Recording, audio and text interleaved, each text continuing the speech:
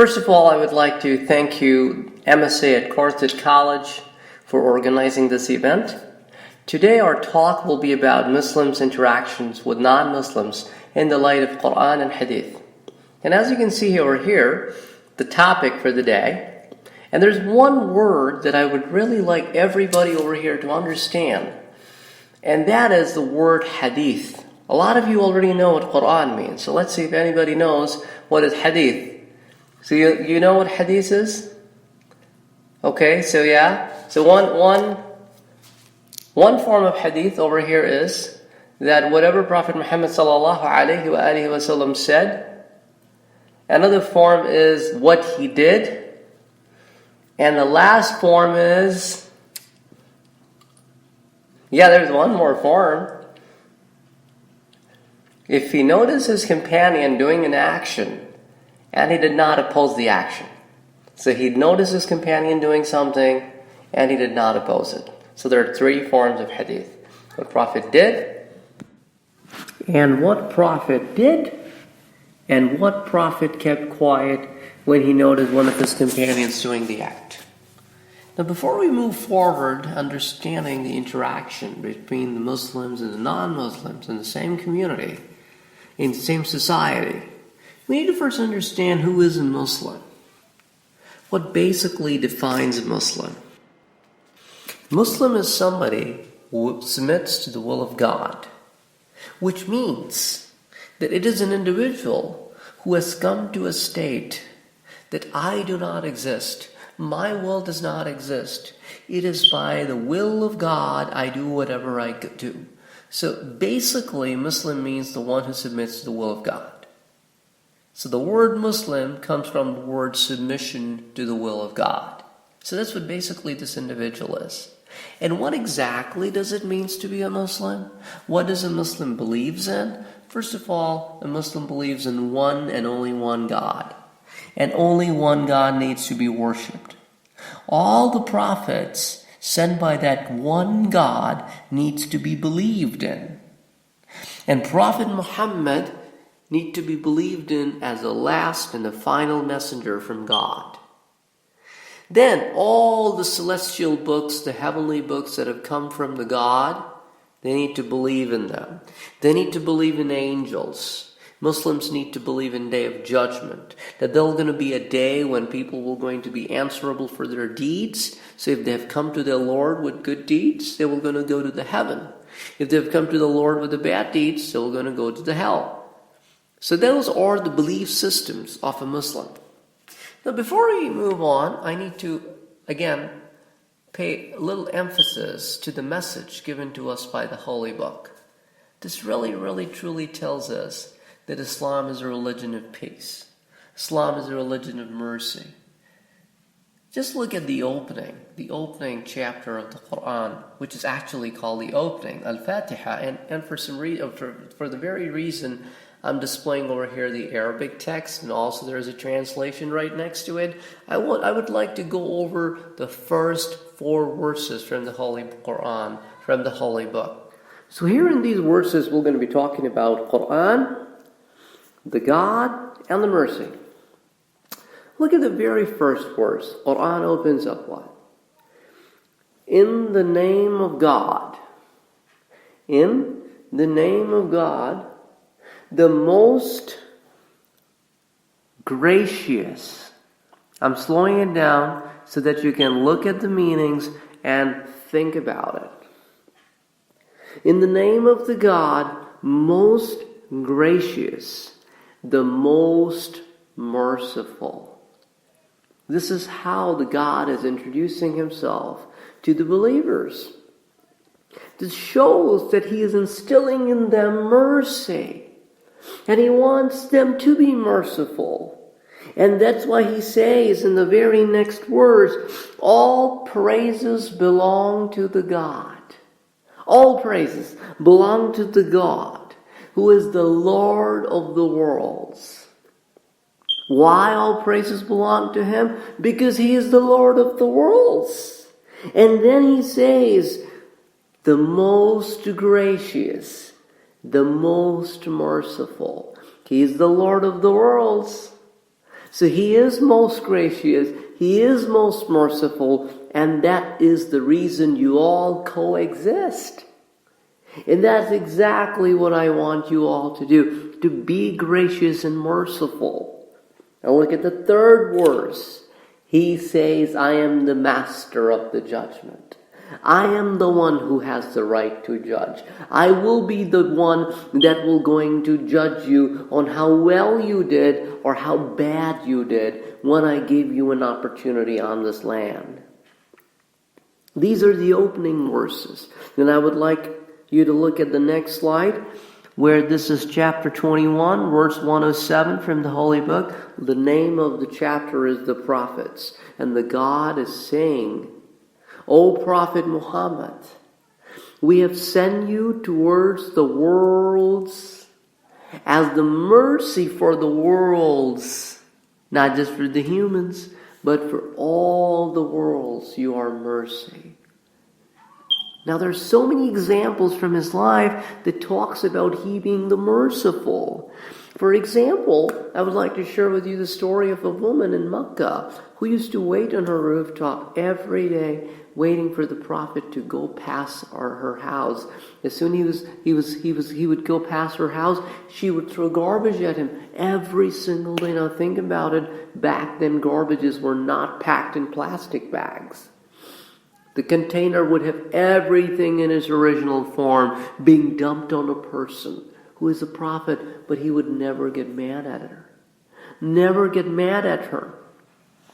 In fact, the day she did not throw the garbage at him, he went to her house. Can I come in? Is everything okay? You did not throw garbage on me today. And he came to know that she was sick. He took care of that woman till she became better. He was the prophet of mercy. When he was asked by the people of Mecca that we will not going to believe in him, and he lost all his support system in Mecca, he decided to go to another nearby city, the city of Taif. He met the chief of the city. He said, I am the messenger of God. I have come here to speak to your people about the message of God. Please allow me to come and talk to your people. And they said, no, not allowing you to come and talk to our people. And they didn't stop there. They, in fact, asked the teenagers of the city to start hitting the prophet. And they hit him so badly that his shoes were filled with blood. He took refuge in the nearby garden. And then he was there, the angel Gabriel came to him, and he asked, I have the mountain's angel with me. And the mountain's angel said, if you would like, I can crush these people among the mountains, between the mountains. They will be gone. They will never be remembered. And the prophet said, no. And then he raised his hand towards his Lord and said, O Lord, guide these people. They don't know. Do not destroy them. Guide them. He was the prophet of mercy. The people who tried to kill him, the night he migrated from the city of Mecca to the city of Medina, these were the people who surrounded his house. But when he entered the city of Mecca 7 years after, as a conqueror, he forgave them all. And he said to them, no blame on you for whatever you did in your past life. You're free. He is the prophet. Then when he was about to leave Mecca, he asked the person who was the key bearer of the Kaaba, the house of the God, that I want to worship inside, and he refused to give him the keys, or refused to even open the door for the Kaaba for him to go inside and pray. And he said to this man, one day you and I shall be standing in the same spot, and you with your own hands will going to give this key back to me. And that day came 7 years down the road. But what did he do? The prophet did. The prophet returned the honor of the key bearer back to the key bearer, even though he entered the city as the conqueror. And this was the same key bearer who refused to give him the permission to pray in the house of the Lord. And he honored all the individuals on their positions when he entered the Makkah. This is the prophet. That's why he was called the prophet of mercy, the all-forgiving prophet. Now when it comes to the social interaction of the humans, Quran is not silent on this subject matter. In fact, lays a long list for the believers to believe and practice this. In chapter 4, notice the name of the chapter is the woman. And this is verse number 36. Chapter 4, the woman, verse 36. God says, worship me and me alone. Never associate anybody with me. I am the one and only one God. Number 2, be nice to your parents.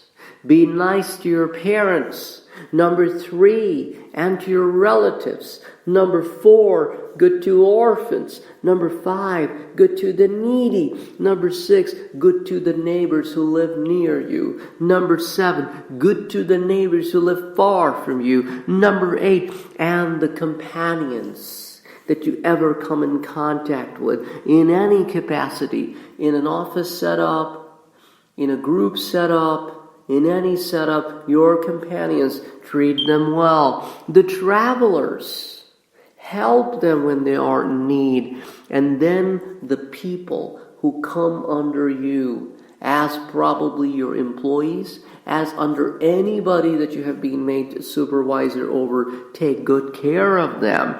And the verse concludes by saying, indeed, God does not like those who are self-deluding and boastful. God does not like the arrogant people. That is why humble yourself by serving my servants. That is the message of social right in the book of the God. And now let's look at another thing. The importance of social harmony. Extremely important. That is why when the Prophet of God moved from Makkah to Medina, the city of Medina, the first thing he did, he made a charter of Medina, which had 47 clauses. The idea behind making a charter was very simple. The idea of making the charter was that there should be a social harmony in the society, because now we're talking about a big shift in responsibilities, big shift in population, people migrating from Makkah to Medina, from other places to Medina. There has been some new settlements coming into place. There are multiple religions being practiced in Medina. There are pagans, there are Jewish people, there are Muslims, and maybe some other minorities. So everybody's rights must be observed and preferred. So I'm not going to go over all 47 of those clauses, but the idea was to have something in place which would allow for a common grounds of harmony. Now these are some of the highlights of the charter. Number 1, all parties included in the charter had freedom to practice their religion. So there was a freedom to practice your religion however you wish. Number 2, all citizens of the state had equal rights and responsibilities. Number 3, all citizens of the state were protected against oppression. So if anybody tries to oppress any one of the parties from outside, we shall all act as one. Communal funds were set up, which were used in times of financial needs, such as to pay ransom or blood money. A system of financial aid was developed within each tribe and between tribes. Now, these were some of the clauses among the 47 clauses that laid the foundation for social harmony. The idea was that whenever you are placed in a setup of a society, the idea is to establish harmony. Then let me take you to a verse from chapter number 60 of the Holy Book, where God says, God does not forbid you Muslims to deal justly and kindly with those who have not fought against you in accounts of your religion, and who do not drive you out from your homes. Verily, God loves those who deal with equity. So a great emphasis on peace, tranquility, harmony. over and over and over again. Let me bring to you another verse from chapter number 5 of the Holy Book. God says, "O you who believed, O you who believe, stand out firmly for your God as witness to fair dealing." So you must be fair in your deeds. You must be fair in your dealings. And do not let the hatred of a people prevent you from being just. So just because some people from the society decided to be bad people, that should not prevent you from being good people. Be just. That is nearer to righteousness. And feel the presence of God in your hearts. Indeed, God is aware with what you do. So now that we have established some grounds on what the book says to the believer as to what should be the practice of a believer in the society, let's look at some of the other aspects. For example, the place of worship for a Muslim is the mosque or a masjid. What exactly is that place used for? Sometimes we don't understand. What do these people do inside? Of course, they go inside to worship God. There's a special way for them to worship God 5 times a day. But besides that, they hold educational classes. They run charitable programs such as food drives, like the one that is currently going on in the local mosque. Then they have a community center where people hold events, dinners, social gatherings. So the idea is to bring the community together. And not only that, the people from other faith are also welcome to come and participate and intermingle and talk and communicate. And during the time of the Prophet, this used to happen. That people from the other religion would come in the time of the Prophet, and at one time, people came and stayed in the masjid, in the mosque of the Prophet. And they were from a different religion. And they even worshipped their own way of worshiping in the Prophet's mosque. So there is a big part a mosque or a place of worship plays in the Muslims community. The other thing we would like to talk about is the social life. And we have touched base on the aspect of that. The one is you got to be good and nice to your neighbors. There's a great emphasis on the rights of the neighbors in the religion of Islam. There's a great emphasis. You got to be extremely nice and humble and kind and informed about your neighbors. If they need anything, go out and help them. Be good, be nice, be a law-abiding citizen. Never break law. You have taken a pact, you have taken an oath. Fulfill that oath. You must be beneficial to the society as a Muslim.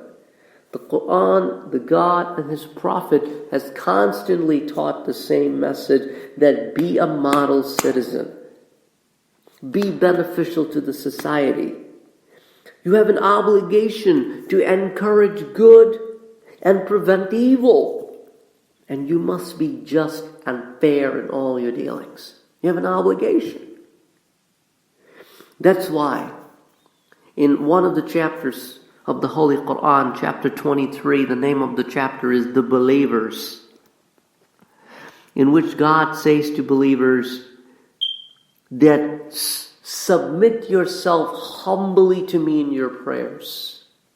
Kill your ego. Come to me as my servants. Humble yourselves. Be kind. And then, O believers, let me tell you what I would like you to be a better believer.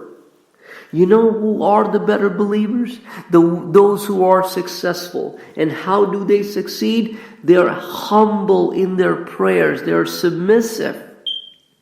They turn away from ill speech. They do not speak foul speech. They are observant in charity. They give a lot of charity. And these are the people who guard their modesty, their private parts, except from their spouses. But whoever seek beyond that, then those are the people who are crossing the limits. And they who fulfill their trust and their promises are the right believers. Are the right believers. And this is a beautiful verse.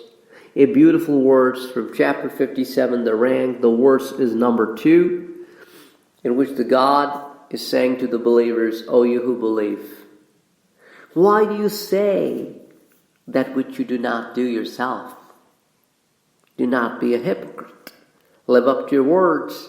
First of all, be fair in your dealings, true in your dealings, keep your promise, be good to the society, be a law-abiding citizen, and on top of all of that, be nice. Now let's talk briefly about the Muslims in the United States of America. And this is coming directly from CNN.com. There was an article that was published by Holly Ann on December 9, 2015. I'm just taking some of the extracts from her article. She writes, Muslims make up less than 1% of the U.S. adult population. U.S. Muslims have the second highest level of education among major religious groups in the country. And a greater proportion of them have college degrees than the general U.S. population. Then she writes, American Muslim women hold more college or postgraduate degrees than Muslim men. Muslims have been here in the United States of America since the birth of the nation. Scholars estimate about a quarter to a third of Africans brought to the United States of America as slaves were Muslims. So they played a very vital role since the birth of this nation, from the time they have been here.